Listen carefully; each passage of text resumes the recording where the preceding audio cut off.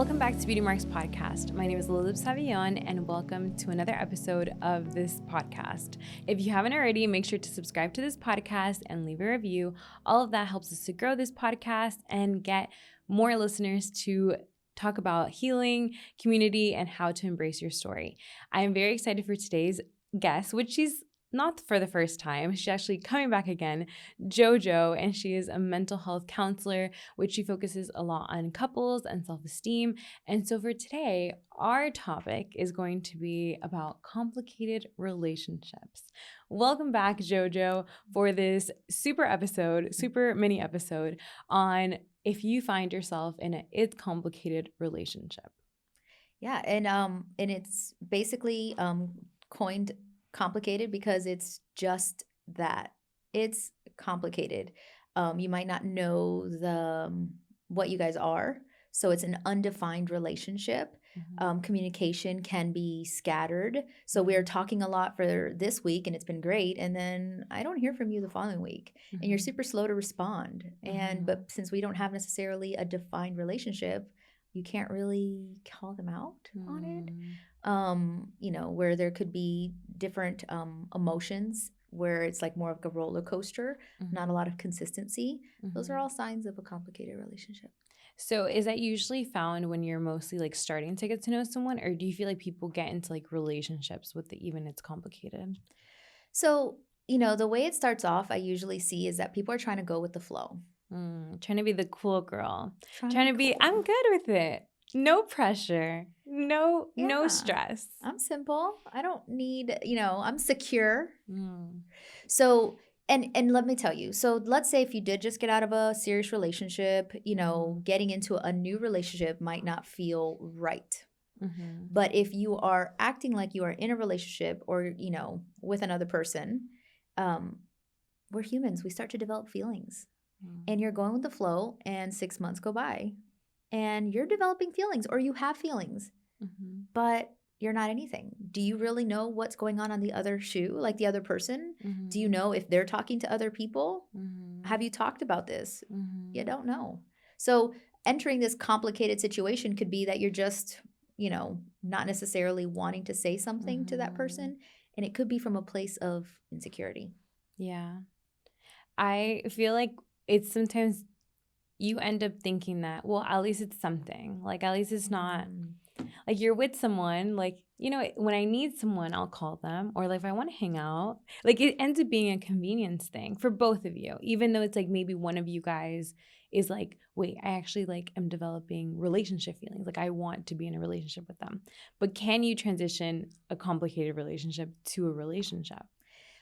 It depends on how it started, because you will have signs, in this relationship that you really need to pay attention to, because if it's okay if it started off slow, it doesn't make it complicated, because you can still understand the intentions. If the intentions aren't defined, that's when it's complicated. Can you have a conversation with someone you're talking to at any point? Yes. The reason why you haven't is what needs to be explored. Because if you are afraid of holding this person accountable and talking to this person, because they might now want to walk away, do you want to be with this person?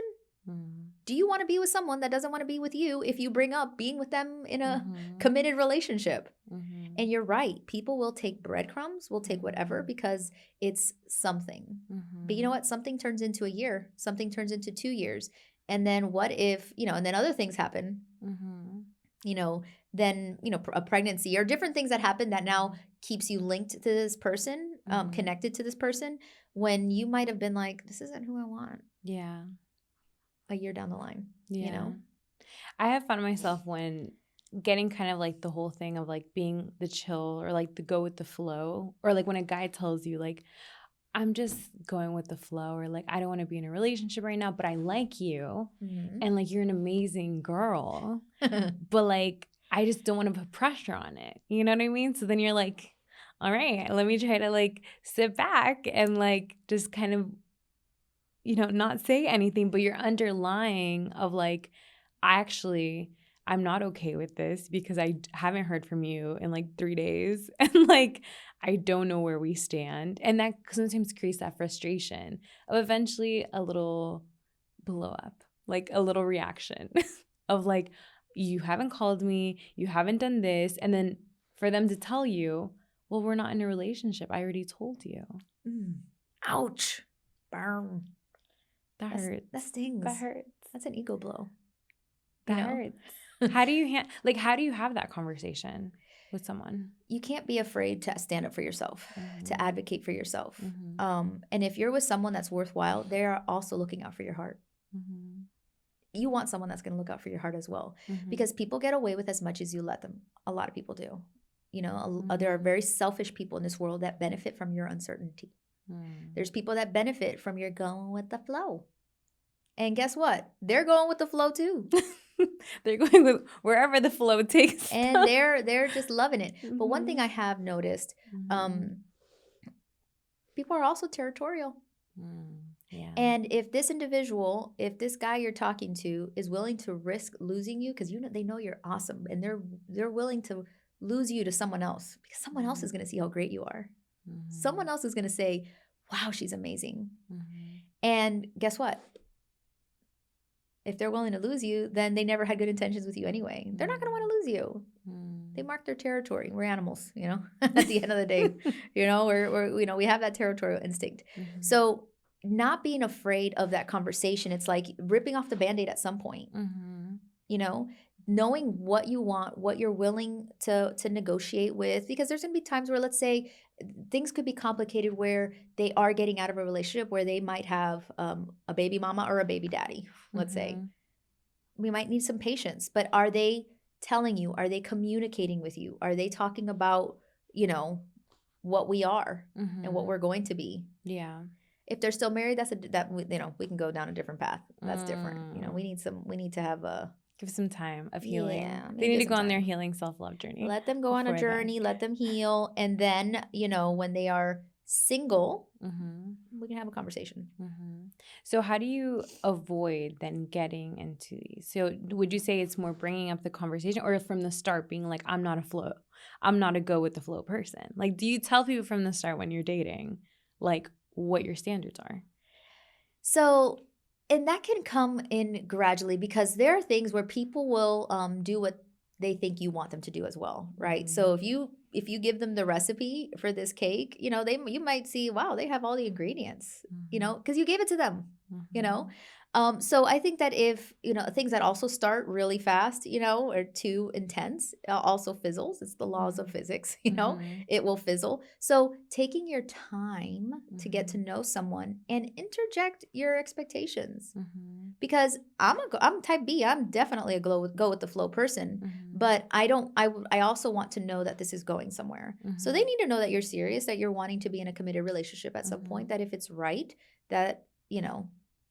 And also, you know, the gender norms and roles are a little different these days. So if you prefer more of an old fashioned kind of, you know, what we call old fashioned these days, then you share that. Because if someone is not, they're not going to meet your expectation or your need. Yeah. If they're like, well, I'm not, and I don't like monogamy, and I don't like all the, you'll learn some stuff quick. If you ask the right questions, they will tell you. So I find that I feel like as women, sometimes guys tell us things, but we just don't understand it, what they're telling us. So like for that, right? Like a guy that tells you like, you know, like, I'm just trying to go with the flow. Like, what is he really saying? I'm wasting your time. That's what he's saying. I'm wasting your time. If he's like, you know what, I'm just trying to go with the flow right now, meaning you are going to meet my need when I need you to meet my need. What about someone that says like, you're an amazing girl, like you're the best girl that I have ever found, but I'm just not ready for a relationship? Is this mic on? Next. Thank you for the compliment. So if you're not, here's the thing. There are people that are not ready. 100%. You don't need to be with someone that's not ready. To wait it out to see when they're ready? So what does that even mean, to not be ready? You know? So I understand. Okay. Let me backtrack a little bit. I want to be sensitive because every situation is different. If someone's spouse just died, they're not ready. They also shouldn't be leading you on, because then now what are you doing? You are now meeting a need to just, fill up space or to forget or to distract. I am not your distraction. I don't need, I'm not someone that you're just going to have to figure it out on or with. So it also you have to decide on what you specifically want. What is your moral, even your values, your what is it that you want? What character traits do you want in an individual? And if one of them is, I want them to be completely sure as to what they want, then you don't entertain someone that says you're amazing, but there's no but, my friend. You're going to lose me to someone else that's actually better. And that knows what they want. Because that's clear. That's another trait too. It's like you want humility in an individual. If they think that, that they're willing, you should wait a year for me. It's like, I don't know if I want that level of ego. Because you know what? I don't want to lose you. Can we go through this process together? I'm not going to commit to anybody else. How about that? Yeah. This could be, let's talk about what we are and how we're not going to date other people. And let's revisit this in 3 months. But it's like them actually working on the things that they said that they were working on to get ready. Let me tell you something. If you're leading the relationship now, you will always lead the relationship. 6 months down the line, you're going to still be like, so what are we? A year down the line, 2 years down the line. Pay attention to character traits. You can be going through stuff and still be a good friend. You can be going through stuff and still show up for individuals. I think they're saying way more. Yeah. But when you stay, I feel like then that just shows them that they're like, oh, she's willing, like she's able. And then what's sad is that's when girls say like, well, but then we ended things and then he got in another relationship. So what does that mean? That means he was wasting your time. That means he was wasting your time. So, and here's the thing. We have to get to know people to see if we can connect with them. Not everybody is just a space filler. Yeah. But for some people, you are a space filler. Ouch. Yeah. And it's better than being alone at times. So that's why I say people benefit from your uncertainty. If you're genuinely getting to know people, so you don't have to be so intense. This isn't about, because that's intense, that's intimidating. I have talked to people that are dating, because I do couples work, but I prefer the individual work in the dating realm. So it's like, if you go in intense, you're gonna scare some people away, But if you have an idea as to what you want and you lead with that, you're not necessarily drawing a map. Again, you don't want to give them the full recipe. Yeah, let them show up. Let them be who they are. But keep it inside and go, okay, you know what? It's been a month. I'm gonna just kind of put in this question. All right, so now we're entering 2 or 3 months. We've hung out like 10 times. You kind of have an idea if you want to continue hanging out with this person. I'm not saying get married or put a ring on the finger, but like, if you don't know, you're wasting your time. Yeah. I love it.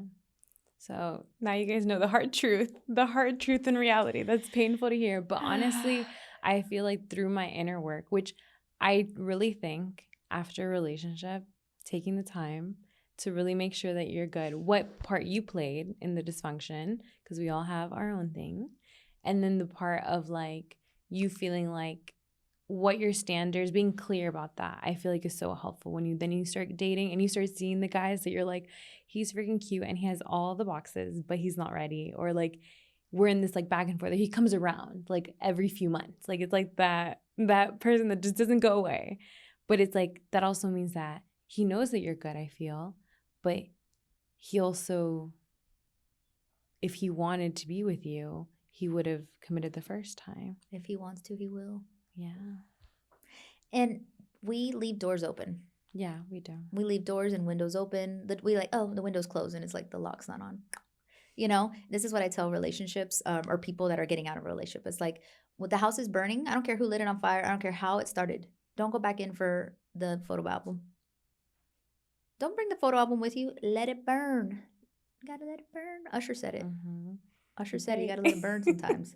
And you let it burn and you don't go back. Because the moment you leave doors open, you're lingering. In that phone call, you do actually get a reaction, a chemical reaction, when that phone goes ding and you see don't answer. Like whatever you Literally, titled, the devil. the devil face. You're like, they text me because it means Yeah. something. Yeah. It means, Yeah. it's a roller coaster. Wow. Well, Jojo, I know that you have a whole magazine talking about toxic relationships. Where can they find that? Because I know you're going to deep dive into that. Well, find me on social media at The Mhm. Clarity Hour. Mhm. Also, my website, theclarityhour.net. We have the electronic version of Chasing Clarity. We had the relationship issue come out in the fall. The body edition and the toxic edition is coming out in the spring. Should be out April 1st. And you can get those electronically in those two ways that I shared with you. Yeah. And we do have some physical copies throughout Central Florida as well. Awesome. So you guys can check out the whole toxic relationship edition, but I feel like we can kind of end and wrap up with making sure to not be the cool girl, to just go with the flow. It's like you being clear on what you want and knowing that your time is precious, to not waste it. And do that while being cool. Yeah. Like, know what you want, be cool, and go with the flow, but just know what you want, Yeah. That part. Thank you guys so much for tuning into this week's podcast episode. I know it was a short one, but make sure to follow Jojo, and I'll put all her information down below where you can deep dive into more and ask her any questions that you may have for toxic relationships. I will see you guys next week.